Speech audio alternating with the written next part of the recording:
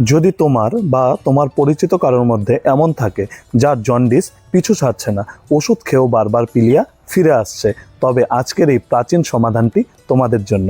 ঠিকঠাক করতে পারলে জন্ডিস খুব দ্রুত তোমাদের শরীর থেকে বিদায় নেবে। এর জন্য তোমাকে এই শক্তিশালী মন্ত্রটি আয়ত্ত করতে হবে। মন্ত্রটি হলো ওং ইন্দ্র বশ ইন্দ্র কিরানি জল ভরলা পানি ঝড়ো পিলিয়া গুরু গোরখনাথ কি দোহাই।